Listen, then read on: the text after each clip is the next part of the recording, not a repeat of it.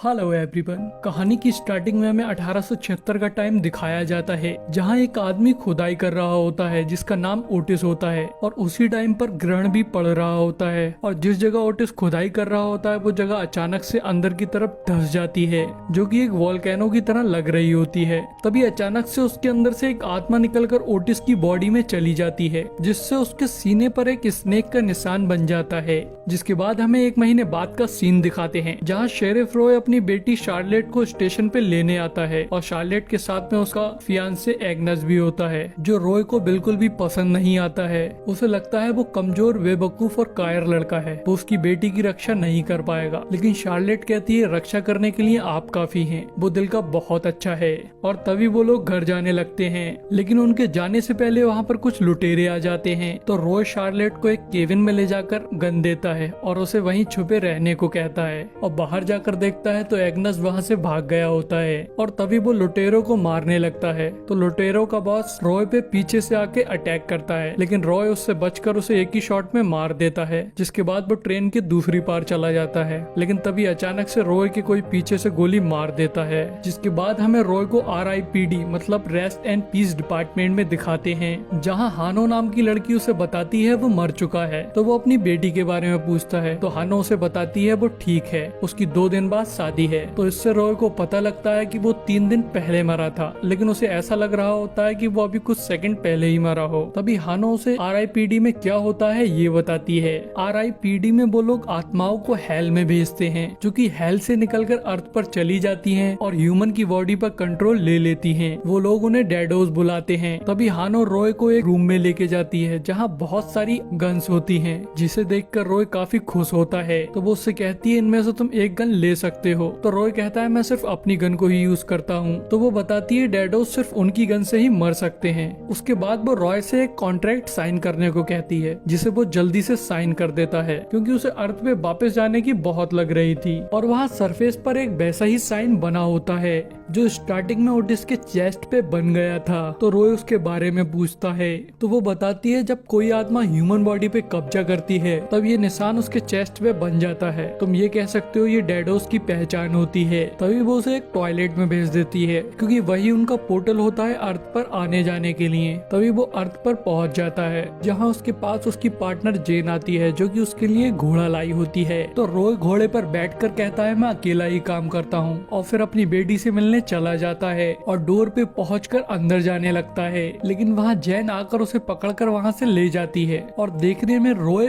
जेन से बड़ा लग रहा होता है। तो वो उससे कहता है मैं तुमसे सीनियर हूँ, तुम्हें मेरा ऑर्डर मानना होगा। तो जेन बताती है वो 450 सालों से RIPD में काम कर रही है, मतलब वो उसे कई सदी बड़ी है। लेकिन रॉय नहीं मानता है और उससे फाइट करने लगता है। तो फाइट करते हुए जेन उसे बताती है कि अब वो पुराना रॉय नहीं रहा, वो मर चुका है, वो अपनी पुरानी लाइफ में अब नहीं जा सकता, क्योंकि अब वो पहले जैसा नहीं रहा। वो उसे अपनी तलवार में उसका फेस दिखाती है, तो वो अब औरत दिख रहा होता है। वो सारे ह्यूमंस को अब वही औरत दिखेगा, लेकिन RIPD ऑफिसर को वो पहले जैसा ही दिखता है। उसकी पहले वाली बॉडी तबाह हो गई होती है, तो इसलिए उसे ये बॉडी मिली होती है। और जैन भी देखने में अलग लग रही होती है। वो दोनों सारे ह्यूमन को ब्लैक वुमेन दिखती हैं, लेकिन आपस में वो एक दूसरे को पहले जैसे ही दिख रहे होते हैं। तो रॉय कहता है मैं चाहे किसी भी बॉडी में हूँ, लेकिन मेरी बेटी मुझे पहचान लेगी। तो जेन बताती है जब वो अपनी बेटी से बात करेगा तो उसकी लैंग्वेज उसके समझ में नहीं आएगी। हालांकि बाकी लोगों से वो बिल्कुल नॉर्मली बात कर सकता है, लेकिन वो किसी अपने या फिर अपनी किसी पर्सनल बात के बारे में बात नहीं कर सकता है। ये RIP डिपार्टमेंट का रूल है। तुम अपनी पुरानी जिंदगी में वापस नहीं जा सकते हो। जब तुम RIPD बन जाते हो तब तुम पुराने मसले नहीं सुलझा सकते। तभी वहाँ पर रॉय का एक दोस्त आ जाता है। हालांकि रॉय उसे एक अब वुमेन दिख रही होती है, उसे उसके बारे में कुछ भी मालूम नहीं होता है, और उससे उन्हें पता लगता है वो स्टेशन वाले लुटेरे लोगों को किडनैप कर रहे हैं, और वो दोनों रॉय की कबर पर होते हैं। तो इसलिए रॉय के दोस्त को लगता है वो दोनों भी रॉय की दोस्त हैं। इसलिए वो उनसे कहता है कि बेचारी शार्लेट बहुत परेशान होगी, क्योंकि उसके पिता की मौत हो गई और उसके फियांसे को वो लुटेरे किडनैप कर ले गए। साथ ही वो बताता है उनमें से 3 लुटेरों को पकड़ लिया गया है, जिन्हें आज जेल भेजा जा रहा है। तो रॉय उन्हें रास्ते में रोकने के लिए निकल जाता है, क्योंकि उसकी बेटी अकेली हो गई थी, तो इसलिए वो एग्नेस को वापस लाना चाहता था। लेकिन जेन उससे पर्सनल मैटर को सॉल्व करने के लिए मना करती है, पर वो फिर भी चला जाता है। तो जेन भी उसके पीछे जाती है। तो वो वहाँ जाकर देखते हैं कि लुटेरों के सीने पे वही निशान बना होता है मतलब वो डैडोज होते हैं और अब ये उनका मैटर बन जाता है। तो वो दोनों लोग एक नाटक कर पुलिस को रोकते हैं और पुलिस वालों को बांध देते हैं। तो रॉय उनके केज को खोलने की कोशिश करता है लेकिन वो नहीं खुल रहा होता है और पुलिस वालों के पास में भी उसकी की नहीं होती है।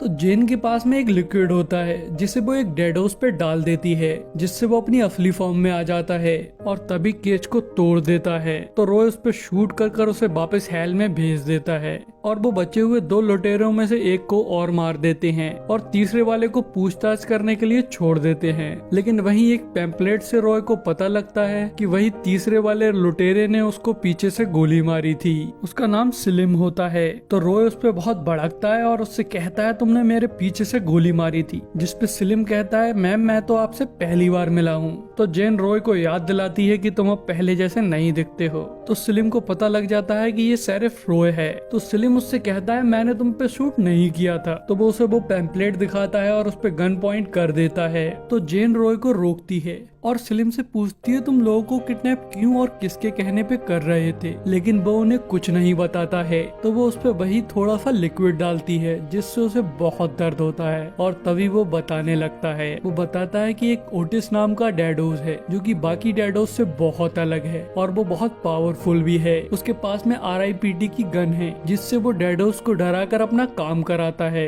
मुझे नहीं पता उसका प्लान क्या है लेकिन उसने सिर्फ लोगों को कैद करके रखा है। वो उन्हें खिला रहा है, हेल्दी रख रहा है। अब वो ये सब रेड सीक नाम के शहर के पास में कर रहा है। तो वो दोनों स्लिम को अपने साथ लेकर रेड सीक के लिए निकल जाते हैं। तभी हमें ओटिस को दिखाते हैं जिसके पास में उसकी एक डैडोज आती है जो कि बताती है बाकी के डैडोज और लोगों को किडनैप करने से मना कर रहे हैं और तुम्हारी काबिलियत पे शक भी कर रहे हैं और वो जानना चाहते हैं कि तुम्हारा प्लान क्या है। तो ओटिस बताता है वो अर्थ पर डैडोज का राज लाना चाहता है लेकिन उसे ये बिल्कुल भी अच्छा नहीं लगता है कि उसके ही लोग उस पर शक कर रहे हैं। तो वो उससे कहता है चलो हम उन्हें यकीन दिलाते हैं। तो वो उन लोगों से जाकर बात करता है और उनमें से एक के पेट में हाथ डालकर उसकी आत्मा निकाल लेता है और उसे गन से शूट कर हेल वापस भेज देता है जिससे सारे डैडोज को यकीन आ जाता है वो उनसे काफी पावरफुल है और वो उसके लिए काम करने लगते हैं। और वो उन लोगों को भी बताता है कुछ दिनों बाद से अर्थ पर हमारा राज होगा। और इधर वो दोनों भी रेड सीक टाउन के करीब आ गए होते हैं। तो रॉय स्लिम से कहता है अगर तुमने टाउन में किसी को हमारे बारे में बताया तो मैं तुम्हें उसी टाइम मार दूंगा। और तभी वो टाउन में पहुंच जाते हैं। तो उन लोगों को शहर के अंदर कोई नहीं दिख रहा होता है। तो वो उसके बारे में स्लिम से पूछते हैं जो कि उन्हें बताता है यहाँ एक बटरफील्ड नाम का इंसान है जिसके पास में होटल, बार और प्रिंटिंग मशीन सब कुछ है और वही इस शहर का मेयर है। उसने ही यहाँ के लोगों को कहीं भेजा है। तो वो लोग बटरफील्ड के होटल में जाते हैं और बटरफील्ड के पास जाकर वो उसे बताते हैं कि वो दोनों बाउंटी एंटर हैं। उन्होंने रॉय के कातिल को पकड़ा है। वो कल उसे जेल में छोड़ देंगी लेकिन इस रात के लिए उन्हें यहाँ रूम चाहिए। तो बटरफील्ड उनसे कहता है यहाँ पर ब्लैक लोगों को रूम नहीं मिलता है और वो उन्हें एक ऊपर बोर्ड दिखाता है जिसमें लिखा होता है कि कलर्ड नॉट अलाउड। तो रॉय को उस पर गुस्सा आ जाता है। वो उस पर गन पॉइंट कर देता है और उससे ही वो बोर्ड को उतरवा कर जलवा देता है। तो बटरफील्ड डर के मारे उन्हें रूम देने के लिए राजी हो जाता है और अपने होटल की स्टाफ बेवरली को बुलाकर उससे कहता है इन्हें रूम तक छोड़ आओ। और स्लिम भी इसी शहर का था। स्लिम के बारे में बेवरली को बताकर उसके बारे में पूछता है। तो बेवरली बताती है कि वो एक अच्छा इंसान था। तभी वो लोग रूम में पहुंच जाते हैं जहां जेन बेवरली से पूछती है यहाँ के सारे लोग कहाँ गए। तो वो बताती है बटरफील्ड ने उन लोगों को कहीं भेज दिया है और उसके बाद वो वहाँ से चली जाती है। तभी हमें कैद लोगों को दिखाते हैं जिसमें एग्नेस भी होता है और वहाँ पर सारे लोग मास्क पहने हुए होते हैं। तो वहाँ पर एक लड़की मास्क को उतार रही होती है तो एग्नेस उसे रोकता है और उसे अपना मास्क उतार कर दिखाता है। मास्क उतारने के बाद में वो सांस नहीं ले पा रहा होता है और तभी वो अपना मास्क पहन लेता है। हालांकि उसे नहीं पता होता है कि वो लोग सांस क्यों नहीं ले पा रहे हैं। तभी हमें बटरफील्ड को दिखाते हैं और अब उसे शहर में भी सांस लेने में दिक्कत हो रही होती है। तो वो ओटिस के पास जाता है क्योंकि ओटिस भी उस टाइम वहीं टाउन में होता है। तो वो ओटिस से एक मास्क मांगता है लेकिन ओटिस उससे कहता है ये सिर्फ कैदियों के लिए है। अगर तुम इस मास्क को पहनोगे तो तुम्हें कैद कर लूंगा। अगर तुम कैद होना चाहते चाहते हो तो इस मास्क को पहन लो। तो उस पे बटरफील्ड उससे कहता है होटल के अंदर 2 लड़कियां हैं, तो मेरे बदले उन्हें ले जाओ और मुझे मास्क दे दो। तो ओटिस उन्हें लेने चला जाता है, लेकिन साथ ही वो बटरफील्ड को भी कैद कर लेता है और इधर रॉय सलीम को बांध देता है। जिसके बाद सलीम उन दोनों से कहता है अगर तुम मुझे छोड़ दो तो मैं तुम्हारा साथ दूंगा, लेकिन वो लोग उसकी बात पर विश्वास नहीं करते हैं। तो सलीम रॉय को उसकी गन दिखाता है जो कि उसने उस टाइम निकाल ली थी जब रॉय उसे बांध रहा होता है, लेकिन वो गन रॉय को वापस कर देता है और उन दोनों से कहता है अगर मैं चाहता तो तुम दोनों के सर उड़ा सकता था, लेकिन मैंने ऐसा नहीं किया। मैं कोई बुरा इंसान नहीं हूँ। और बेवरली ने भी बताया कि मैं एक अच्छा इंसान था, लेकिन वो दोनों फिर भी उसकी बात पर विश्वास नहीं करते हैं और बाहर चले जाते हैं। तो बाहर जाकर उन्हें एक गाड़ी में बटरफील्ड मिलता है, तो वो उससे पूछते हैं तुम्हें यहाँ किसने कैद किया। तो वो उन दोनों को बताता है मुझे ओटिस ने यहाँ कैद किया है और मेरे शहर के सारे लोगों को माउंटेन की पुरानी माइन पे कैद किया है। तो जैन कहती है वहाँ तो हेल का गेटवे है और आज रात ग्रहण भी पड़ने वाला है। तो बटरफील्ड भी कहता है ओटिस भी किसी गेटवे की बात कर रहा था। तो बटरफील्ड भी बताता है ओटिस भी किसी गेटवे की बात कर रहा था। और तभी जेन समझ जाती है ओटिस हेल के गेट को खोलकर आत्माओं को यहाँ लाना चाहता है, जिससे वो अपनी डैडोस की आर्मी बना सके और यहाँ राज कर सके। और वो साथ ही ये बताती है कि गेटवे से हेल की गैस यहाँ तक आ रही है, इसीलिए इन सारे लोगों को सांस लेने में प्रॉब्लम हो रही है, लेकिन इस गैस का असर डैडोस पर या RIPD वालों पर नहीं पड़ेगा। तो रॉय कहता है कि अगर डैडोस पर उसका कुछ भी असर नहीं होगा तो वो डैडोस से खुदाई क्यों नहीं करवाता है, उसे इंसानों के लिए ये मार्क्स भी नहीं बनाना पड़ेंगे। तो जेन बताती है कि ये एक रूल है कि हेल से आत्मा खुद कभी भी नहीं निकल सकती जब तक उसे कोई इनवाइट ना करे, और गेटवे पे खुदाई करना मतलब उनको इनवाइट करना हुआ। वो इंसानों से खुदाई करवा कर उनको डैडोस बना देगा। तभी वहाँ पर डैडोस आ जाते हैं, तो उन लोगों में फाइट होने लगती है, लेकिन डैडोस काफी सारे होते हैं इसलिए वो उन दोनों को पकड़ लेते हैं और अपने साथ में माउंटेन पर ले जाते हैं। तभी हमें बेवरली को दिखाते हैं जो कि कुछ सामान लेकर बटरफील्ड के रूम में आई होती है। तो उसे वहाँ पर एक ऐसा डॉक्यूमेंट मिलता है जिनसे उसे पता लगता है कि सलीम बेकसूर है। तो वो जाकर सलीम को छोड़ देती है और उसे वो डॉक्यूमेंट देकर उसे बताती है वो बेकसूर है।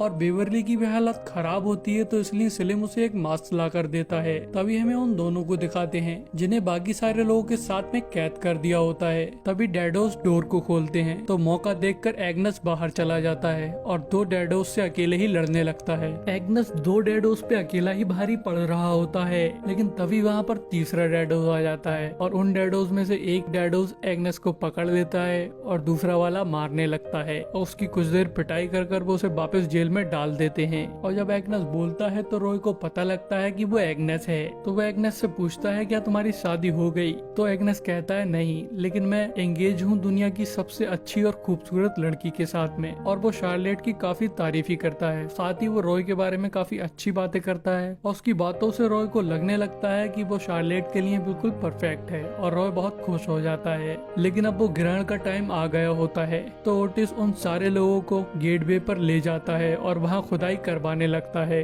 तो वो गेट खुल जाता है और उसके अंदर से आत्माएं निकलने लगती हैं जो कि उन ह्यूमन बॉडी पे कब्जा कर रही होती हैं और वो डैडोस बन रहे होते हैं। और तभी हमें उन दोनों को दिखाते हैं जहाँ रॉय पूछ रहा होता है कि गेट को बंद कैसे किया जाएगा। तो जेन अपने पास में एक बोतल दिखाती है जिसके अंदर एक एंजल का आंसू होता है जिससे उस डोर को बंद किया जा सकता था। तभी वहाँ पर सलीम आ जाता है और वो वहाँ के गार्ड से गन लेकर उन दोनों पर पॉइंट कर देता है। तो गार्ड कहता है रुको, इनके लिए ओटिस ने कुछ सोच रखा है। तो सलीम कहता है इन लोगों ने मेरे साथ बहुत बुरा सलूक किया है, मेरा इन्हें मारने का मन कर रहा है, मैं इन्हें नहीं मारूंगा तो किसी को तो जरूर मारूंगा। और तभी वो एक गार्ड को शूट कर मार देता है, मतलब हेल में वापस भेज देता है और वो लोग दूसरे को भी किसी तरह मार देते हैं। तभी सलीम उन दोनों से कहता है मैं तुम्हें खोल रहा हूँ, लेकिन तुम्हें प्रॉमिस करना होगा तुम मुझे वापस नहीं भेजोगे। तो इसके लिए वो दोनों हाँ कर देते हैं। और तभी सलीम रॉय को वो डॉक्यूमेंट दिखाता है जिससे रॉय को पता लग जाता है सलीम ने पीछे से गोली नहीं मारी थी, बटरफील्ड ने उसे फंसाया है। जिसके बाद वो उन दोनों को खोल देता है और रॉय को बंदी बनाकर अंदर ले जाता है। और वो वहाँ जाकर ओटिस से कहता है इसकी साथी यहाँ से भाग गई, लेकिन मैंने इसे पकड़ लिया। तो ओटिस कहता है इसे हेल में फेंक दो। तो वो दोनों जैसे ही गेटवे के करीब पहुँचते हैं तो वो सारे डैडोस पे शूट करने लगते हैं और इसके बाद में सलीम और एग्नस मिलकर वहाँ के कैदियों को बाहर निकालने लगते हैं और रॉय डैडोस से लड़ने लगता है। तभी वहाँ पर जेन आ जाती है और वो कूदकर गेटवे पर वो आंसू डाल देती है जिससे वो डोर बंद हो जाता है।